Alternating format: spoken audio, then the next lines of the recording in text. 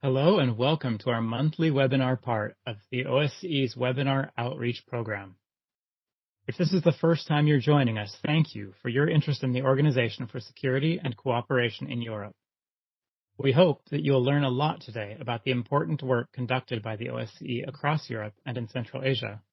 And I might add, especially as people might have noted from the recent election, we work from Vancouver to Vladivostok. This month, the topic of our webinar is on learning opportunities and professional development programs available at the OSCE, supporting the comprehensive approach to security. This is part of a comprehensive sourcing and outreach program to promote the OSCE as an employer of choice to qualified applicants across participating states. Our agenda today is one, to meet our speakers. I'm one of those. The second is to talk about talent development at the OSCE. How do we approach it? What do we do there? The third is a sample of those kinds of programs that we have in the Secretariat, and then also programs that we run in field operations. And then, last but not least, we'll take a few of your questions and direct you to further resources.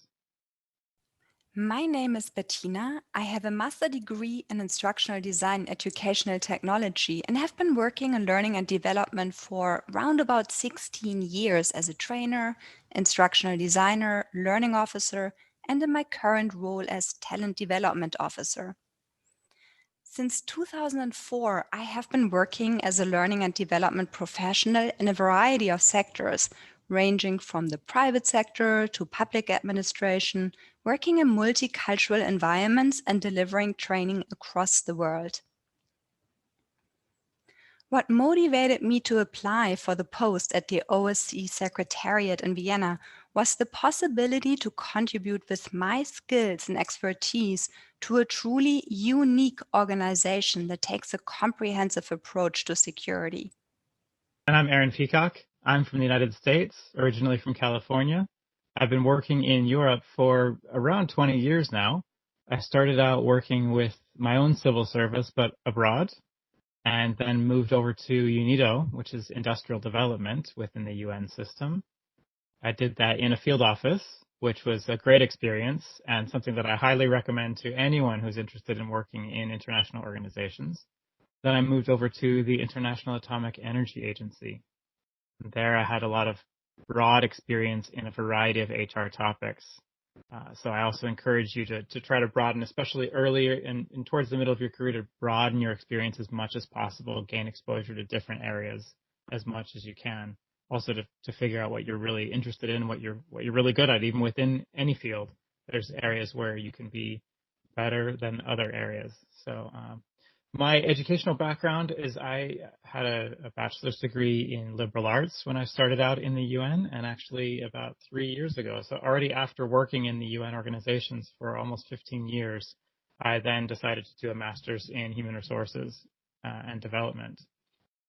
I chose OSCE partly because of its comprehensive approach to security. I found that was really intriguing, also partly because of the location and because of the opportunity to travel. I found actually the field offices and our field presence to be in fascinating locations that I would maybe never go to, and it's been so interesting to learn about this part of the world where we operate. And I'm just like Bettina, I'm located in Vienna, but I do go to the field offices at least pre-pandemic as much as possible. And you can see I'm the chief of talent development, so dealing with all areas of learning and development as well as performance management. And speaking of talent development, how do we approach talent development in OSCE? Well, one, we try to leverage technology as much as possible. And I won't get into that very much more because Bettina is the real expert on that, and she'll be talking about that a little bit later.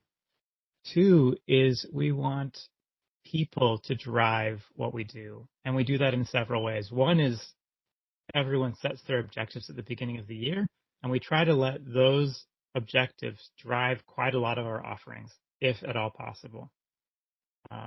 Partly due to the way our organization works, we're very responsive, so we don't really have an overall vision or strategy that we're trying to push people towards. We operate in a much more grassroots and agile way in that respect. Three is again, those people driving, we want people to drive their own learning. You know what you need to learn the best. I can't tell you what you need. I can tell you what we need you to know, which is some of the courses that we'll talk about as we go, some of the things that we're required to learn, and we have all those kinds of compliance courses like most organizations of our stature do. But what I can't tell you is what you really need to make that next step in your career. You know that better than anyone. And the last one is we try to make sure that people find the best ways to broaden their career. And a big part of that is mentoring. We have a formal mentoring program that we'll talk about in a little while. But we encourage even people who are outside of that formal program to find mentors, to find ways to understand where their career should be going next. Partly because people don't stay with us forever. They stay with us usually for about 10 years, and we can become a really good career launching pad for them. We'll talk in a lot more detail about this as we go, but that's what I'll say about it for now. Future of work, a huge topic these days. A significant disruptive factor in the workforce is and continues to be automation and artificial intelligence. As you see depicted here, some occupations will grow, whereas others will decline and new ones will be created. In fact, according to research conducted by McKinsey, the skills needed in the workforce by 2030, hence in 10 years already, will be radically different to what we value today. What does that mean for us? That means upskilling and reskilling staff is critical for continued organizational competitiveness and to be able to serve our stakeholders in the long run, despite increasing demands and limited resources. That means we need to deploy appropriate learning strategies, leverage the digitization of learning, combine the right learning method with the right technology, and enable continuous learning and personalized learning experiences, just to name a few examples. This is a diagram that some of you might be familiar with. It comes from a pretty well-known source. It tries to map in a simple way some very complex ideas about how continuous learning can work. As we've seen, continuous learning is essential in the view of the ongoing changes affecting us all in the workplace. And to stay competitive and be innovative depends completely on the skills and knowledge of our workforce. Continuous learning, by that we mean ongoing development of skills and knowledge throughout one's career. This may be with the help of some of the options you see listed here. It may also be, some of those include on-the-job assignments, peer feedback, social networks, professional groups, podcasts, mentoring, networking, job shadowing, and then formal and informal training. All of these OSCE offers. When we say continuous, we mean that traditional courses are no longer seen as the main component for learning. Rather, it's the utilization of different learning approaches that enable employees to develop themselves further and prepare themselves to take that next leap. In short, continuous learning goes beyond the traditional classroom experience and encompasses anything that will add value to the job and career. At OSCE specifically, we take a number of steps on an annual basis, and this is why performance management is linked with the learning and development team in the talent development. Every staff member establishes their learning objectives, and everyone has at least one. A lot of people have more than one. And that's the best place for that staff member with their manager to determine what's needed to get to their objectives. And their objectives can be 1 year, they can be relatively short term, or they could really be career furthering objectives. So something that's looking at what would benefit them 3 or 4 years in the future. We try to be supportive of all those kinds of needs. We also hold regular coffee briefings at which colleagues present the work that they do or maybe even achievements they've had, or their knowledge of a topic like bias or discrimination that they've experienced in their own lives. We also ensure that time is devoted to engage in learning in some areas, and sometimes that can become really complicated, but we try to work with managers to make sure that it's available whenever possible. We do still, even though it's not the emphasis, we do have workshops and events, but we also support attendance of staff in professional networks, even the workshops or events they might have there. We support also subscribing to memberships in professional bodies or professional publications to keep knowledge up to speed. And we have access to online learning, and Bettina's going to talk about that in a little bit with LinkedIn Learning. And I mentioned mentorship already, which we'll talk about again in a little bit. As becomes apparent on the screen, continuous learning is especially important in view of the complexity and diversity of activities the organization is involved in. We strongly encourage OSCE staff to take development into their own hands, and we offer the platforms, opportunities, and encourage the formation of networks to support this endeavor. It is really a self-driven learning culture that we aim to build across the organization. Aaron, maybe you have something to add to that? Yes, I think all these areas are so interesting and so intertwined as we talk about this comprehensive approach. And I think in OSCE, one of the big differences, especially compared to my UN career, is that a lot of our staff at the same level in the UN will have much more direct frontline, so to speak, exposure with OSCE. And this is an area where a lot of learning and development can happen. And that's really without much of our support in talent development. But a lot of the learning that happens is because people gain a great exposure. And that's actually a transition to the next slide where we talk about field operations. To give you a bit more information about the OSCE, about 3,500 people work for the organization in 5 institutions and 16 field operations. There are tremendous opportunities from fieldwork and offices in Southeastern Europe, Eastern Europe, the South Caucasus, and Central Asia, to a position in the institutions such as in Vienna, The Hague, or Warsaw, through to administrative and managerial positions, which keep us running, so to speak. For your information, the majority of staff is deployed in the OSCE field operations. I think it is 85%. Aaron, please correct me if I'm wrong, 85 to 90%? Exactly. It's right in that range between 85 and 90. Great. Now we're starting to talk about our individual campaigns. So these are specific initiatives that we have running right now in OSCE that you might, if you join us, you might be able to experience yourselves. The first one I'll talk about is the Bias Bites campaign. And this was a really great team effort. We, as talent development, we've made a transition really from a very traditional learning and development, deliver courses kind of mode. And this was one of our first initiatives that was not at all a course, so to speak, but really a campaign.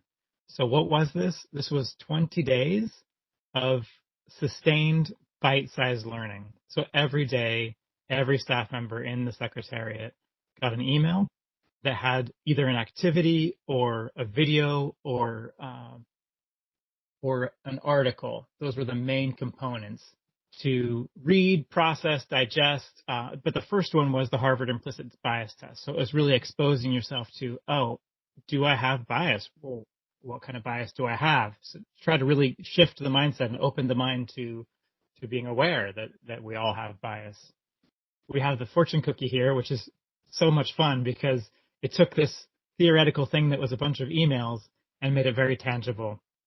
One of the colleagues found a company that not only prints your logo on a fortune cookie, but actually will print whatever fortunes you want inside it, which was just so much fun because we had, I think, about 30 different statements like the one you see here from famous philosophers and thinkers that had made comments on things about discrimination or implicit bias.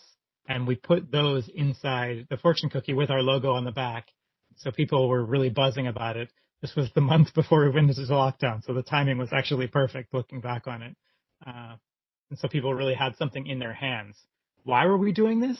One really simple reason. I had read again and again that anti-harassment courses end up resulting often in a backlash. The worst offenders of harassment end up understanding how to manipulate the system even better and just getting better at being harassers. And the issue is with these kind of things is to change the mindset, to change the culture. The only way we do this, it's like kids learning how to brush their teeth. You have to do it every day. It's changing a habit. So the best way to do that was to create these kind of bite-sized learnings. In 2018, for enabling and supporting the culture of continuing professional development, the OSCE launched a 6-month trial by providing 260 LinkedIn Learning licenses across the organization. Following positive feedback, we have extended access rights to more than 1,600 licenses across the whole organization to let the OSCE employees benefit from the tremendous learning resources accumulated on the platform. By this moment, more than 60,000 videos were completed and more than 9,000 courses were viewed by our staff members. We continue to complement the OSCE Learning Office with relevant LinkedIn Learning courses, such as on mitigating bias, discrimination, and management development. LinkedIn Learning courses really allows for easy access anywhere, anytime for all OSCE officials. The OSCE has recently launched its new onboarding program, All On Board. This circa 6-month-long program is a fully blended onboarding experience that supports employees' successful integration into the organization, whether face-to-face or virtual. It contains videos, interactive e-learning modules, live online sessions, and role-specific learning, such as core modules for OSCE officials to manage their programs and projects effectively, and a management induction program for all new hires with 3 or more reports. The OSCE's new onboarding program enables OSCE's new hires across the board to acquire critical skills and knowledge consistently at the right time and in line with their role and responsibilities. In support of the UN Resolution on Women, Peace and Security, the OSCE launched its mentoring program for women, which aims at supporting women in their professional development by giving them a chance to receive first-hand guidance and experience by senior staff in a safe and professional environment. This year, we are running the 4th round of the program with a record-breaking number of more than 170 participants. Mentors and female mentees from any of the OSCE offices meet at a virtual kickoff event, come together for webinars, are provided with mentoring materials, and meet regularly in their mentoring pairs. I myself have participated in the program as a mentee and am now participating as a mentor and can confirm the effectiveness and huge success of the program from my own experience. Yes, I've also been a mentor 3 or maybe even 4 times now. It's a great program. Mentoring always is important. What the program does is it really gives a framework for the mentor and the mentee.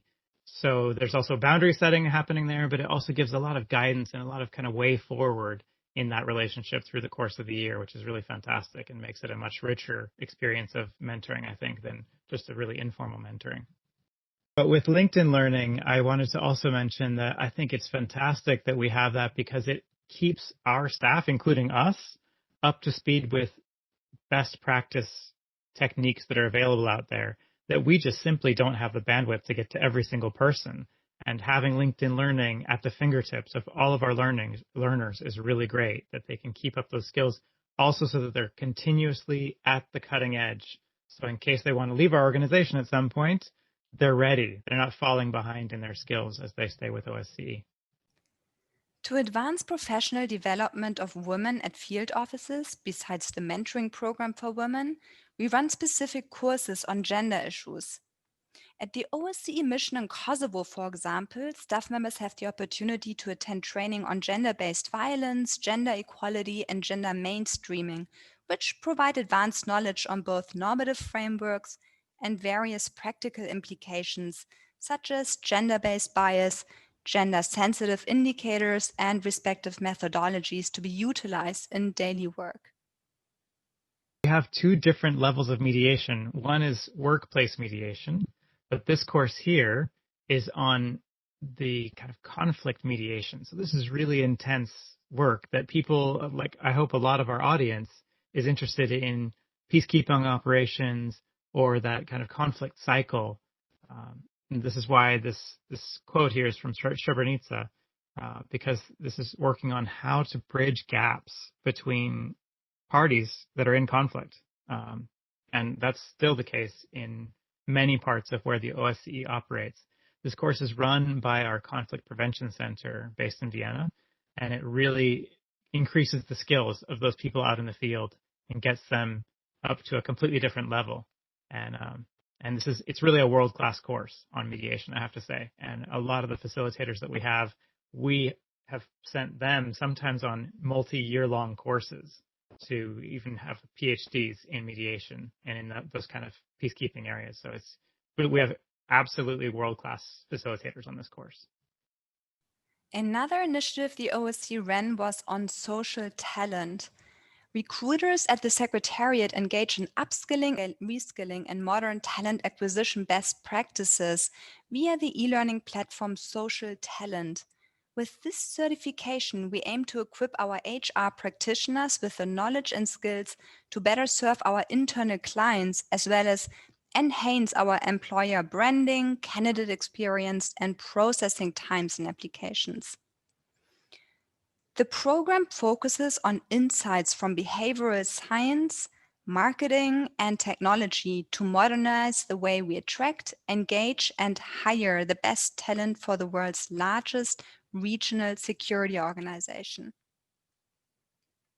I just want to highlight that if you have seen some differences in the way that the OSCE has promoted itself as an employer of choice over the course of a few years, we do have to say that that comes from a lot of the diligent work of the fantastic team that we have, the Talent Acquisition Unit here at the Secretariat, and we have actually engaged in what we call the Talent Acquisition Academy, which is trying to move forward with this knowledge and critical skills for recruiters nowadays to make sure that recruiters or individuals who have recruitment duties across executive structures, including field operations and institutions, can engage in the same type of enhancements of candidate experience in processing candidates, using best practices in assessment and things of that nature. So again, this is due to the HR practitioners across our OSCE region who are working every day to make our processes better and more positive for everyone. So thank you for highlighting that, and we can move on.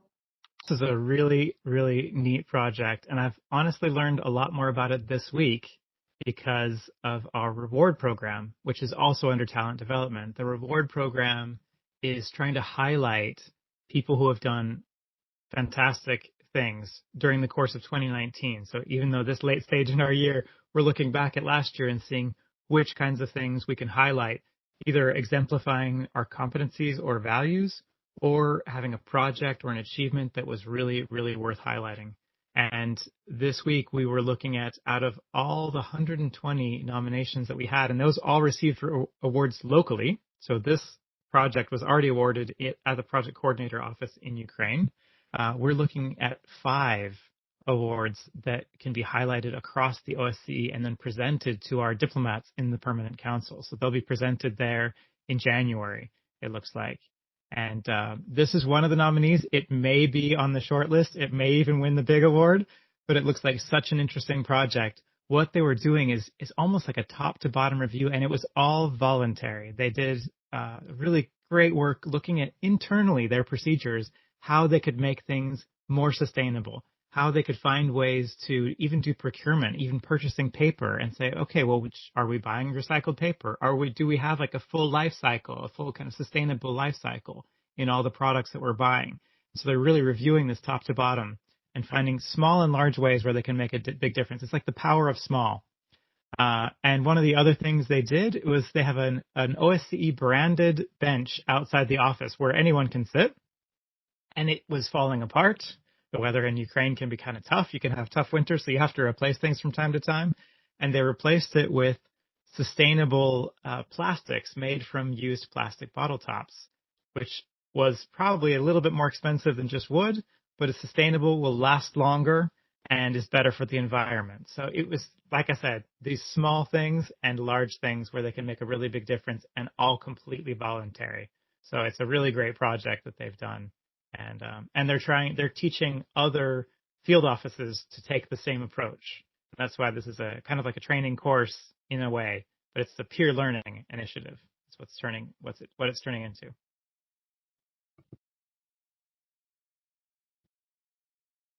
All right, and this is where you can find all of the live recordings from previous webinars. Some of them have things that are even more useful than this one. So things like teaching you how to navigate a Sonru, or the infographics on recruitment in 10 steps, so you can understand our relatively complicated process and make it pretty digestible and understandable to you. You can sign up for the talent acquisition newsletter, which is one of the best newsletters out there in the whole international organization world. And we have a new page also about women at the OSCE, highlighting great stories about women doing really good work across all of our operations. And at the very beginning, Bettina mentioned eligible participants, eligible candidates. But I thought, hey, how do we know if you're eligible? And we made you wait all this time before we give you the answer. So if you see your national flag on here, or from one of your nationalities you see your national flag on here, then you are among our eligible 57 participating states. I see mine, and I see from the people who were putting in their states at the beginning, looks like most of you are from participating states. I see one from Morocco, which would be a partner for cooperation. So you are actually eligible for some roles within OSCE, not necessarily all, but welcome to apply or to be considered. And if you have any questions, you want to put them into the chat, we can answer those. Aaron, if that's okay, there was one question that came up earlier today. Are all of these initiatives available to everyone, or are they locally run, and what are the differences between those? Great question. This is one of the things that's been so good about shifting to home work, is a lot of our courses were specific to one location, or many were actually regional. So sometimes in the Southeastern Europe region, they would run a course but have it cooperative, because the offices are small enough that they can't really fill up a course of 10 or 12 or 15 people. So they might open up a course that's hosted in Serbia to people in Kosovo, people based in Montenegro, and then, they would take the short travel, even driving, to come to the course hosted in, for example, Belgrade. So it really depends on the course, but now with the work from home, so many more courses are being opened all the way across the organization, which is great. It's been a really very good and inclusivity initiative. Exactly, and really within a very short amount of time, transforming our previously instructor-led, face-to-face, classroom-based trainings online. So indeed, as you said, Aaron, this was one way to really make learning accessible to all. And increase the target audience. So many more who can participate now.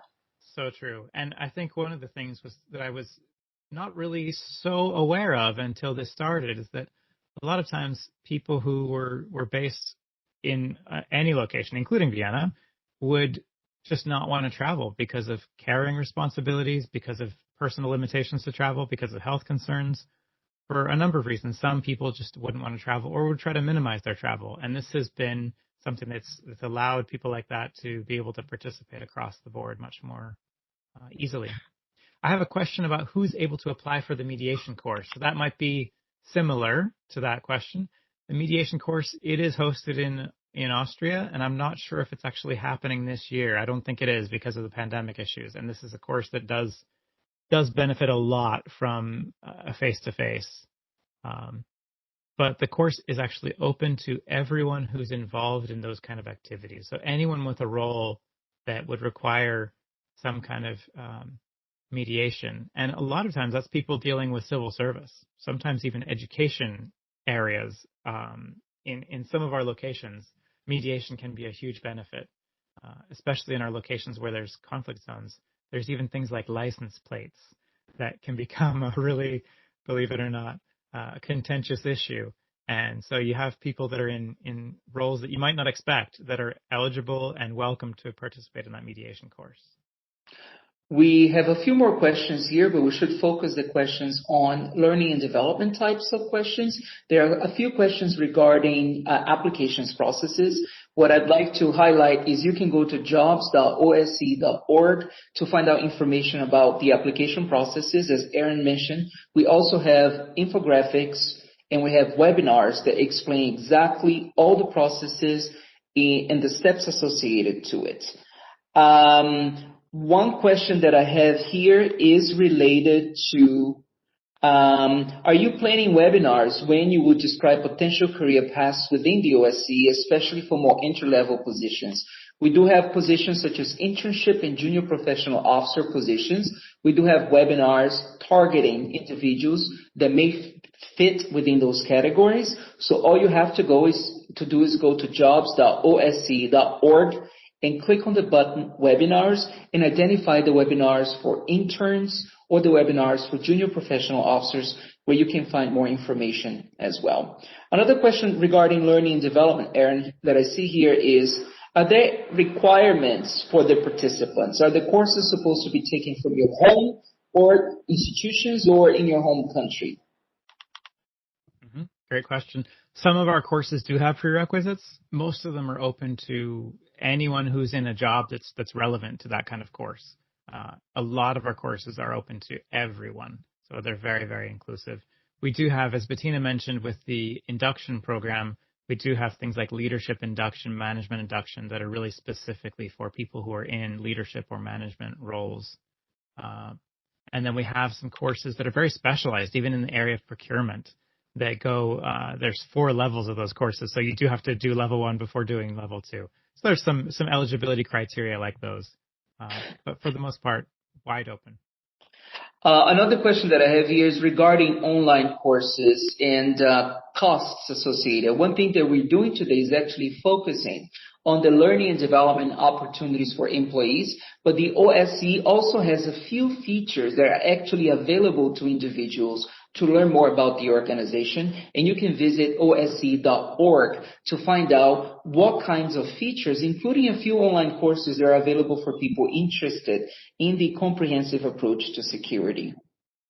We are close to the end of the webinar, and we are trying as best as possible to answer as many generic questions as possible. I see that there are a lot of questions regarding application processes. And again, if you are interested in applying for the organization, visit our website, take a look at our infographics that explain the processes, particularly for international contracted and international seconded positions at jobs.osce.org, and you hit infographics to get the 10 steps to applying for these positions.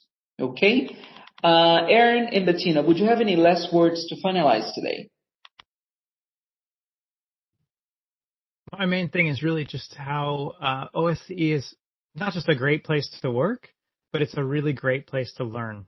The exposure, I think, more than all the courses that we can offer, the exposure that you can gain through the jobs gives you a real opportunity to take this as a launching pad to your next step.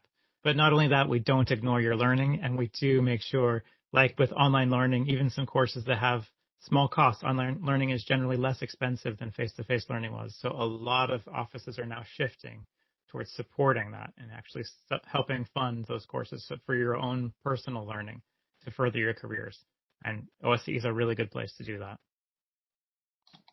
Yes, absolutely, Aaron. And just to kind of say something about that. So when you read a non-career organization, which is highlighted on our website, I can attest to the fact that that's absolutely not the case. And you may have gotten that impression from today's webinar as well.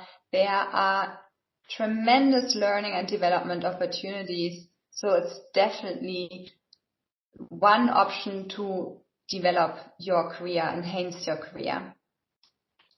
So very good. On behalf of DHR, we want to say thank you to all of you who participated today. And again, we highly encourage you. I sound like a broken record, but visit jobs.osce.org to find out more about the organization. And if you want to learn more about the application processes, or if you happen to be someone interested in learning about practicing for interviews, we do have multiple webinars on that. Just go to jobs.osce.org/webinars. So thank you very much for your participation, and until next time.